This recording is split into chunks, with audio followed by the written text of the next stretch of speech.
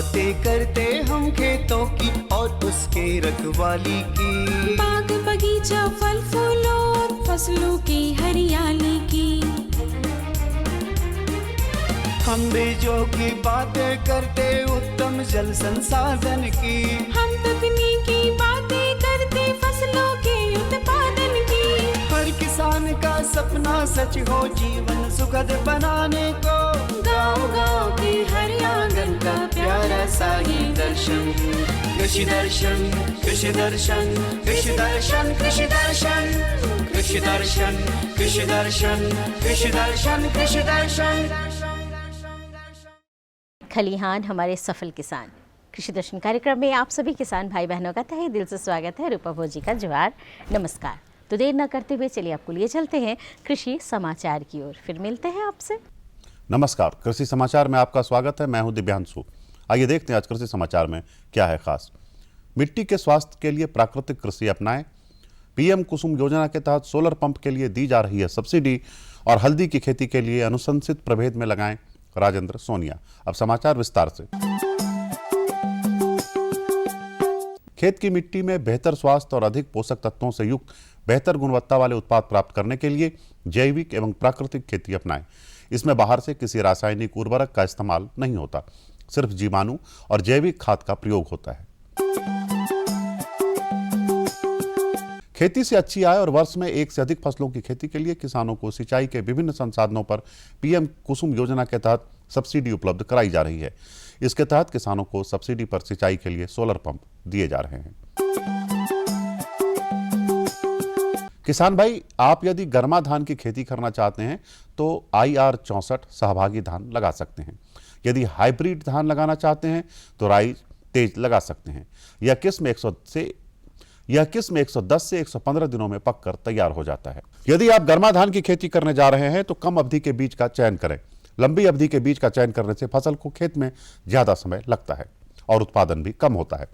इसलिए 110 से 115 दिनों में तैयार होने वाले किस्म का ही चयन करें। गर्मा धान के लिए वैसे बीज का चुनाव करें जो 110 से 115 दिन में पक के तैयार हो जाती है। ज़्यादा लंबी अवधि के जब आप बीज लेंगे तो क्या होगा कि वो उतना दिन समय खेत में उनको नहीं मिल पाएगा अच्छे ढंग से फलने फूलने के लिए। तो बेहतर है कि 110 से 115 दिन। और इसमें हम कहना चाहेंगे कि आप IR 64 ले लीजिए। अगर आप हाइब्रिड लेना IR 64 ले लीजिए। सहभागी धान ले लीजिए। अगर हाइब्रिड आप मोड में खेती करना चाह रहे हैं तो एराइज ले लीजिए, तेज ले लीजिए। कोई भी वैरायटी जो आपके पास उपलब्ध है उसको आप यूज़ कर सकते हैं। हल्दी की खेती से अधिकाधिक उत्पादन लेने के लिए 18 से 20 क्विंटल बीज प्रति हेक्टेयर लगाएं। कतार से कतार की दूरी 45 सेंटीमीटर और बीज से बीज की दूरी 15 सेंटीमीटर रखें। बेहतर उत्पादन के लिए अनुशंसित प्रभेद में राजेंद्र सोनिया लगाएं। हल्दी की खेती के लिए बलुई, दोमट और जल निकास वाली मिट्टी उपयुक्त है। हल्दी के 1-2 आंख वाली बीज की गांठ को ही लगाएं और गर्मी में समतल भूमि में खेती करें। साथ ही 7 से 10 दिनों पर सिंचाई करते रहें। किसान भाई, बागवानी में निकौनी के लिए नूतन खुरपा नामक कृषि यंत्र का प्रयोग कर सकते हैं। इसकी कार्यक्षमता 6 से 8 डिसमिल प्रतिदिन है। आज की विशेष जानकारी है टमाटर फसल में फल छेदक और पत्र छेदक कीटों के रोकथाम के बारे में। किसान भाई, यदि आप टमाटर फसल की खेती करने जा रहे हैं तो इस समय फल छेदक और पत्र छेदक कीट से सावधान रहें। इन कीटों के रोकथाम के लिए 250 किलोग्राम नीम की खली में 20 किलोग्राम DAP मिलाकर खेतों में भुरकाव कर दें। और अब एक नजर राज्य के 5 प्रमुख शहरों के मौसम के मिजाज पर। आज राज्य के 5 प्रमुख नगरों के अधिकतम और न्यूनतम तापमान कुछ इस प्रकार दर्ज किए गए। रांची का अधिकतम तापमान 32 डिग्री सेल्सियस और न्यूनतम 16 डिग्री सेल्सियस। जमशेदपुर का अधिकतम तापमान 30 डिग्री सेल्सियस और न्यूनतम 20 डिग्री सेल्सियस। मेदिनीनगर का अधिकतम तापमान 36 डिग्री सेल्सियस और न्यूनतम 14 डिग्री सेल्सियस। देवघर का अधिकतम तापमान 37 डिग्री सेल्सियस और न्यूनतम 17 डिग्री सेल्सियस। धनबाद का अधिकतम तापमान 29 डिग्री सेल्सियस और न्यूनतम 19 डिग्री सेल्सियस रहा।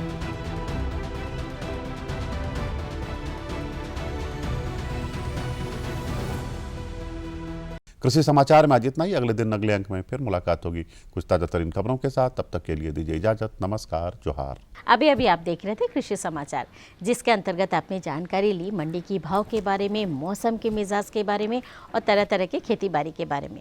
वक्त चला है एक छोटे से विराम का, कहीं जाइएगा नहीं, हम तुरंत हाजिर होते हैं।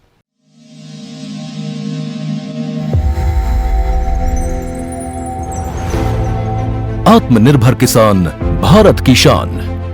उत्पादन में आत्मनिर्भर होने के साथ साथ फसल की कटाई के उपरांत उपज की हानि को रोकने, ग्रामीण क्षेत्रों में रोजगार सृजन करने और बीज से बाजार तक के विजन को मजबूती देने के उद्देश्य से 1 वर्ष पूर्व माननीय प्रधानमंत्री श्री नरेंद्र मोदी जी ने एक महत्वाकांक्षी केंद्रीय योजना एग्रीकल्चर इंफ्रास्ट्रक्चर फंड की शुरुआत की।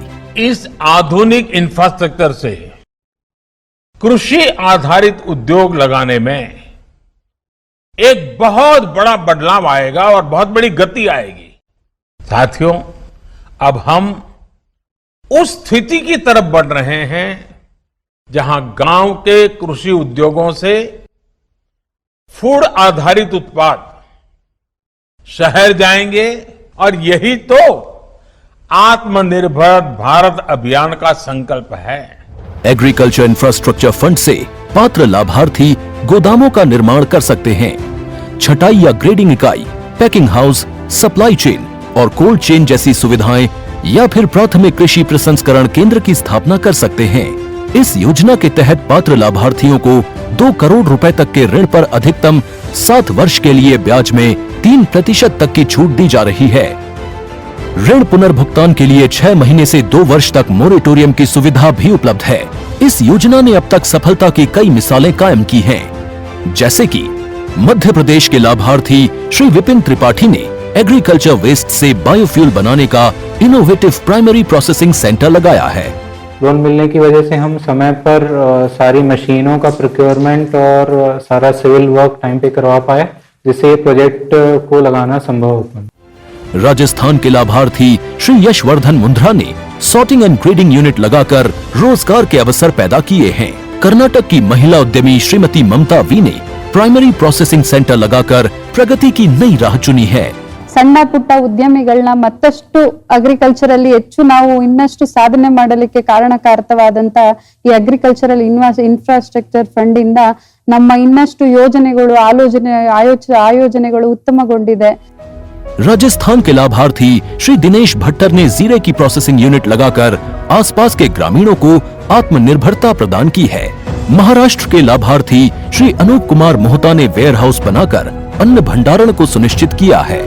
आज देश के कोने कोने से किसान, कृषि उद्यमी, किसान उत्पादक संघ, प्राथमिक कृषि सहकारी समितियां, स्वयं सहायता समूह जानकारी का पिटारा खुल चुका है। आपको पता है, पहचान से मिला हुआ काम कुछ वक्त के लिए होता है और काम से मिला हुआ पहचान उम्र भर रहता है। तो चलिए आज एक जानकारी आपको दिलवाते हैं प्राकृतिक खेती के बारे में। प्राकृतिक खेती हम कैसे कर सकते हैं और उससे क्या हमें लाभ मिल सकता है, इस विषय पर आज हम आपको जानकारी दिलवाने जा रहे हैं। नमस्कार, जोहार। आज के विशेष अंक में स्वागत है। दोस्तों, खेती किसानी दिन प्रतिदिन काफ़ी खर्चीली साबित हो रही है और कहीं ना कहीं किसान भी इसमें अरुचि ले रहे हैं या कहें कि खेती को छोड़ रहे हैं। लेकिन इस तमाम विपरीत परिस्थिति में भी एक रोशनी की किरण दिख रही है या कहें कि एक संभावना दिख रही है कि कैसे खेती में पद्धति को बदलाव करके एक रास्ता निकाला जाए और वह भी प्राकृतिक खेती के माध्यम से। और झारखंड में इसकी असीम संभावना है। जैसे आप मेरे पीछे देख रहे हैं, चारों तरफ पहाड़ है, जंगल है और अभी मैं खड़ा हूँ अनगढ़ा प्रखंड के गुंदली टोली में। और यहाँ के किसानों ने प्राकृतिक खेती को अपनाया है, जिसके माध्यम से न सिर्फ सालों भर खेती कर पा रहे हैं बल्कि अपनी आजीविका के नए अवसर भी तलाश रहे हैं और अपनी आर्थिक स्थिति को मजबूत भी कर रहे हैं। तो आज के अंक में देखते हैं कि कैसे यहाँ के किसानों ने प्राकृतिक खेती के माध्यम से अपनी खेती को बढ़ाया है और साथ ही अपने जीवन को बेहतर बनाया है। अपने देश में 60 के दशक में हुई हरित क्रांति ने हमारी खेती पद्धति को पूरी तरह से बदल के रख दिया है। बढ़ती हुई जनसंख्या के लिए खाद्यान्नों की पूर्ति हेतु इसने हमें खेतों में रसायनों का प्रयोग करना सिखाया। हमारे किसानों ने बिना सोचे समझे अपने खेतों में रसायनों का अंधाधुंध प्रयोग करना शुरू कर दिया। शीघ्र ही रसायनों के प्रयोग से की गई खेती के गंभीर दुष्परिणाम सामने आने लग गए। इससे न सिर्फ हमारी भूमि की संरचना बुरी तरह प्रभावित हुई, बल्कि इसके उत्पाद को ग्रहण कर यहाँ के लोग लाइलाज बीमारियों की चपेट में भी आने लग गए। फिर रासायनिक खेती इतनी महंगी होती है कि हर किसान के लिए इस पद्धति से खेती करना संभव नहीं हो पाता है। इसका नतीजा ये होता है कि किसानों को कर्ज के बोझ तले दबे रहने को मजबूर होना पड़ता है। अतः किसान अब इन समस्याओं से छुटकारा पाना चाहते हैं। वे प्रकृति से जुड़ी खेती करना चाहते हैं जो सस्ती हो और स्वास्थ्य के दृष्टिकोण से लाभदायक हो। इन दिनों ऐसी ही खेती जो सस्ती, सरल और उच्च गुणवत्ता के साथ उत्पादन क्षमता को बढ़ाने वाली खेती के रूप में उभर कर सामने आई है, वो है प्राकृतिक खेती। इस खेती में गाय के गोबर एवं मूत्र का इस्तेमाल कर खाद एवं कीटनाशक बनाए जाते हैं। अपने झारखंड प्रदेश के किसान ऐसी खेती का स्वागत कर रहे हैं और उसे अपनाकर पुनः अपनी खेती को रासायनों से मुक्त कर रहे हैं। रांची जिले के अनगढ़ा प्रखंड के बीसा कुंडली टोली के किसान इस पद्धति से खेती कर रहे हैं और इससे न सिर्फ अपने स्वास्थ्य की रक्षा कर रहे हैं बल्कि अच्छी आमदनी भी प्राप्त कर रहे हैं। प्राकृतिक खेती हम लोग रामकृष्ण मिशन आश्रम दिव्यांग केंद्र से प्रशिक्षण लिए और अभी 2015 से अब शुरुआत किए हैं। पहले का हम लोग का आजा दादा करते आ रहे हैं तो उसी को हम लोग भी अब करना शुरू किए हैं। जैसे यूरिया DAP अभी तो नहीं चला रहे हैं। यूरिया DAP मारने से कुछ नुकसान है हम लोग का, जैसे ज़मीन का भी नुकसान है यूरिया ये सब में, ज़मीन खराब हो रहा जाने रहा है और आदमी का भी नुकसान है, इसलिए हम लोग यूरिया DAP छोड़ दिए हैं। ये केंचुआ खाद को खुद तैयार करते हैं। इसके लिए पहले वो गोबर इकट्ठा करते हैं, फिर उसे मिट्टी के बेड के ऊपर डाल देते हैं, फिर उसमें गोबर के अनुपात में केंचुआ छोड़ते हैं। 3 महीने के अंदर इनकी खाद तैयार हो जाती है, जिसका इस्तेमाल ये अपने खेतों में करते हैं। 10 से 15 दिन उसके बाद वहाँ से मिला कर फिर जो दिख रहा है सामने बेड केंचुआ का, वहाँ गोबर को डालते हैं और फिर केंचुआ छोड़ते हैं। वहाँ छोड़ने के बाद करीब जैसा केंचुआ रहता है वैसा 3 महीना में बनता है। इसी तरह से प्राकृतिक रूप से खेती के लिए दवा तैयार करने के लिए ये खैनी का इस्तेमाल करते हैं। कीटनाशी तैयार करने के लिए वो खैनी को कपड़े से बांधकर भिगो देते हैं, फिर 24 घंटे के बाद उस कपड़े से निचोड़े पानी को कीटनाशी के रूप में इस्तेमाल करते हैं। कीड़ा लगता है तो कीड़ा मारने के लिए हम लोग खैनी कुछ खरीद के लाते हैं, उसको कपड़ा में बांध के भिंजा देते हैं। भिंजा के उसके बाद सुबह निचड़ देते हैं और फिर स्प्रे में पानी में मिलाकर और मार देते हैं। इस तरह से प्राकृतिक रूप से खाद तथा कीटनाशी तैयार करने की वजह से बुधराम बेदिया को हर तरफ से आर्थिक लाभ मिल रहा है। सबसे पहले तो प्राकृतिक रूप से खेती करने की वजह से इनकी फसलों की पैदावार बढ़ गई है। फायदा तो कम नहीं होता है, शुरुआत में थोड़ा सा कम हुआ था, अभी तो बहुत ज़्यादा हम लोग का हो रहा है। अभी तो हम लोग का फ़ायदा हो रहा है। पहले पैसा लगता था यूरिया DAP में, कीटनाशक में, तो वो सब हम लोग का बच रहा है। अभी अपने से बनाते हैं दवाई, उसी को स्प्रे मारते हैं, वो भी बच जाता है। प्राकृतिक खेती के अन्य फायदे भी बुधराम बेदिया को मिल रहे हैं। जब से उन्होंने प्राकृतिक खेती के उत्पादों का सेवन करना शुरू किया है, तब से वो पहले से ज्यादा स्वस्थ रहने लगे हैं तथा बीमार भी बहुत कम पड़ते हैं। इसके अलावा चूंकि प्राकृतिक खेती के उत्पाद स्वादिष्ट होते हैं, इसलिए उन्हें खाने को स्वादिष्ट भोजन भी मिल जाता है। इतना ही नहीं, इसका फायदा इन्हें बाजार में भी मिल जाता है। जब हम लोग कर रहे हैं जैविक, उस समय से कुछ बीमार कुछ कम पड़ रहे हैं, बीमार नहीं हो रहे हैं, अब कुछ स्वस्थ हैं। अपना सब्जी उब्जी उगा के खाते हैं तो खाने में भी स्वादिष्ट और बाजार लगने में भी बिकता है अच्छा। आदमी तो कोई नहीं जानता है तो हम लोग बोलते हैं कि हम लोग गुंदली टोली का है, कह के समझाते हैं कुछ तो खरीद लेता है। इसी तरह से बीसा कुंडली टोली के बलराम बेदिया भी प्राकृतिक खेती से जुड़े हुए हैं। ये अपने खेतों में गोबर खाद का इस्तेमाल करते हैं तथा मल्चिंग तकनीक से खेती करते हैं। इससे वो एक जुताई से सालों भर फसल ले लेते हैं। इनके खेतों में प्राकृतिक संसाधनों का भी इस्तेमाल होता है। वो पहाड़ों पर पेड़ों से गिरे पत्तों का भी इस्तेमाल खाद के रूप में करते हैं। हम लोग कभी केवल गोबर डालते हैं और मल्चिंग करके लगा रहे हैं, और इसमें से में एक बार जुताई करते हैं और सालों भर खेती का फ़ायदा लेते हैं। केवल प्लास्टिक का खर्च बढ़ जाता है, बस उसके बाद पीछे में कोई खर्च नहीं है। 3 बार फलों का देखिए पहाड़ है, इसमें से थोड़ा मोड़ा जो पेड़ पौधा है उससे खार पतवार थोड़ा मोड़ा आ जाता है, और जो किनारे किनारे जो छोटा छोटा झाड़ी है उसका पत्ता भी गिरता है, उस वो वाला का भी आ जाता है, खेत पर में आ जाता है। लोग बोलते हैं अपना करके देखें कि जैसे मेरा खेत नीचे में है और ऊपर तरफ ऊंचा जगह है, तो उधर से मिट्टी हल्का बह के आता है, जो खरपतवार से ही साथ मिलकर वो पानी के साथ उतरता है नीचे, उसमें थोड़ा बड़ा ये जो गोबर के अंश होता है उसमें मिक्स हो जाता है, उसके बाद मेरा फसल अच्छा होता है। प्राकृतिक खेती में पशुओं का बहुत बड़ा महत्व होता है। पशुओं के बिना प्राकृतिक खेती संभव नहीं हो सकती। यही वजह है कि अब इस गांव के लोग बैल के बूढ़े हो जाने पर भी उसे नहीं बेचते, बल्कि उसके गोबर और मूत्र का इस्तेमाल खाद और कीटनाशी बनाने में करते हैं। नहीं रहेगा तो फिर जैविक खेती का असंभव हो जाएगा। हम लोग का पशु चाहिए।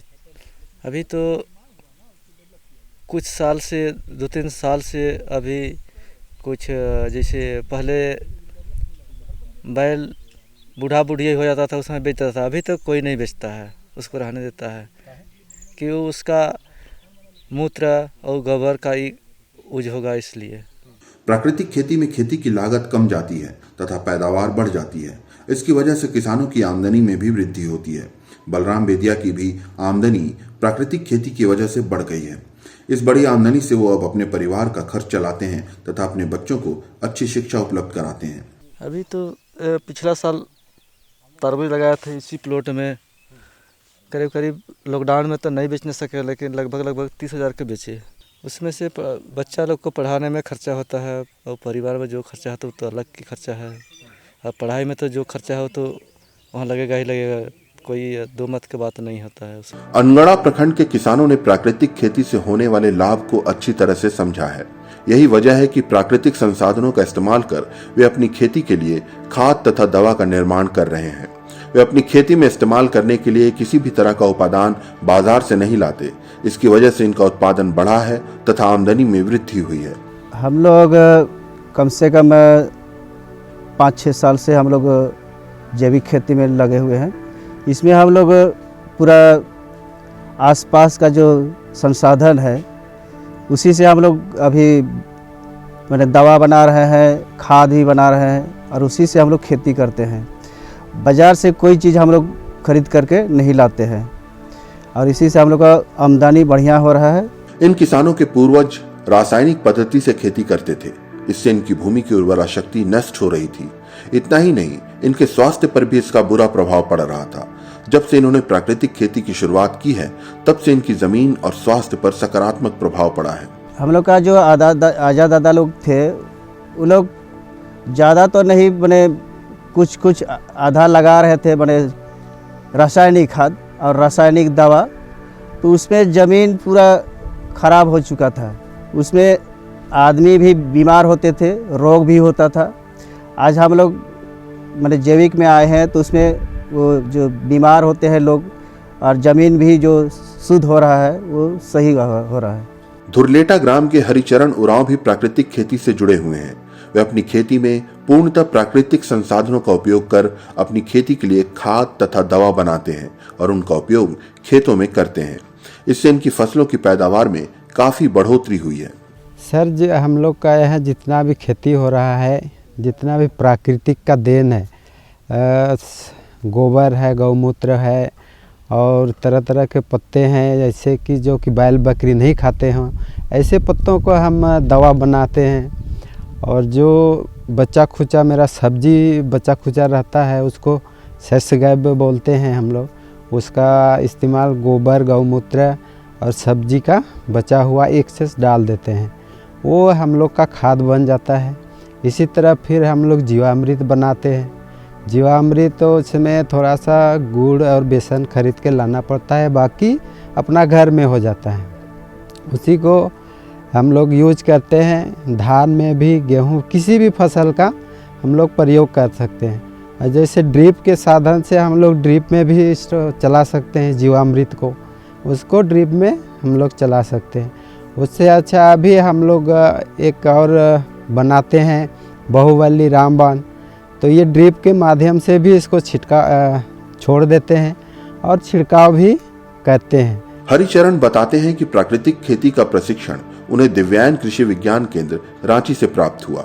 वो इस प्रशिक्षण की बदौलत अपनी प्राकृतिक खेती को कामयाब बना पाए। और ये जो भी हम लोग को सिखाया गया दिव्यांग कृषि विज्ञान केंद्र मोराबादी रांची, इससे हम लोग को पूरे गांव को प्रशिक्षण दिया गया इस जैविक खेती के बारे में, किस तरह खाद बनाना, किस तरह दवा बनाना।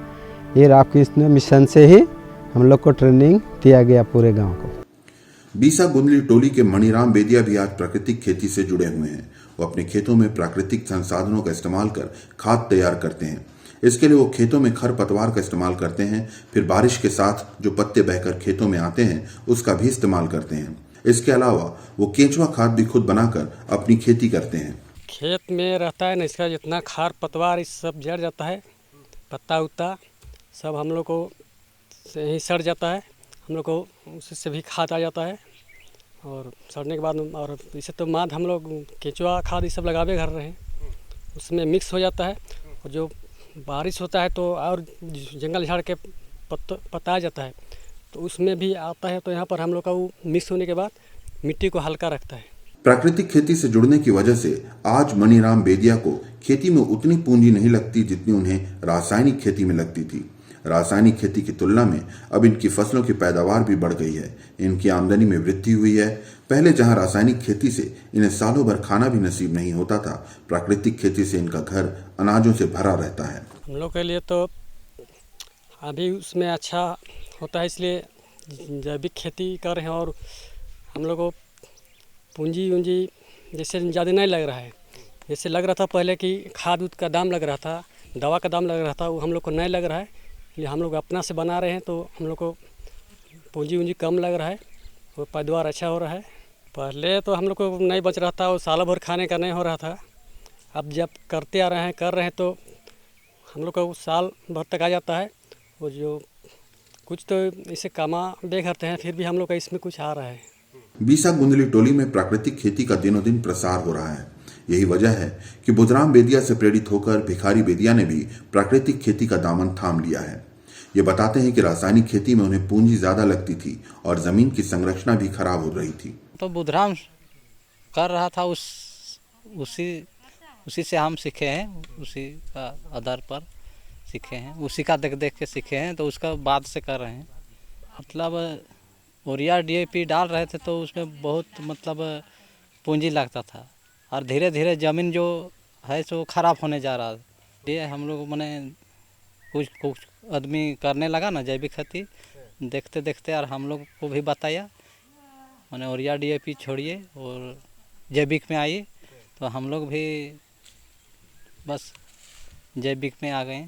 प्राकृतिक खेती में ये प्राकृतिक रूप से बनाए गए खाद का प्रयोग करते हैं। वे घास फूस तथा लत्तर आदि को सड़ाकर खाद का निर्माण करते हैं, फिर केचुआ खाद आदि बनाकर अपने खेतों में उसका भी इस्तेमाल करते हैं। इससे उनकी खेतों में पैदावार बढ़ जाती है। प्राकृतिक खेती से पहले ये गरीबी का दंश झेल रहे थे, लेकिन जब से इन्होंने प्राकृतिक खेती अपनाई है तब से इनकी आमदनी बढ़ गई है और ये समृद्धि की ओर अग्रसर हो रहे हैं।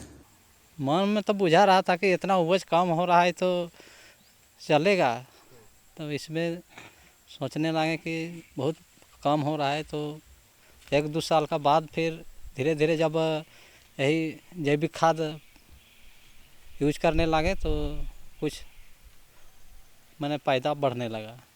आज के दिनों में रासायनिक खेती के जिस तरह से दुष्प्रभाव सामने आ रहे हैं, उसकी तुलना में प्राकृतिक खेती मानव तथा प्रकृति के लिए ज्यादा सुरक्षित है।